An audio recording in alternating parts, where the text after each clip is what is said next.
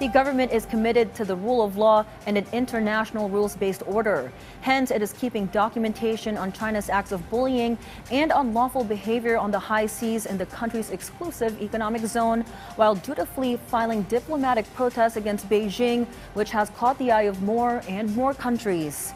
Our Joshua Garcia tells us more. The Department of Foreign Affairs asserts it will not tire of lodging diplomatic protests against China's recent harassment of Philippine Coast Guard and BFAR vessels at Panatag Shoal. During the second day of the three-day National Security Cluster Communications Workshop of the Presidential Communications Office at the Philippine Merchant Marine Academy in San Narciso, Zambales, the DFA condemned the use of water cannons by Chinese Coast Guard vessels not only against BFAR ships but also on PCG vessels.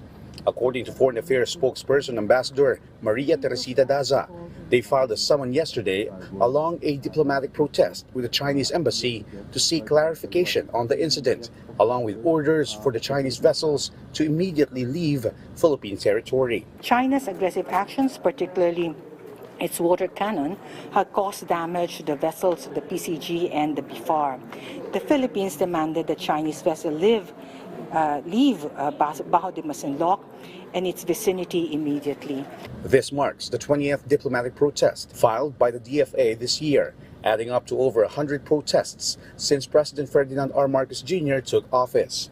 Meanwhile, according to National Task Force in West Philippine Sea PCG spokesperson Commodore J. Tariela, the bullying tactics of the Chinese Coast Guard are no longer a gray area matter, and although the use of water cannons cannot be considered an armed attack, it is illegal and a violation of UNCLOS and arbitral rulings. As far as our government is concerned, wala nang gray zone strategy ang China.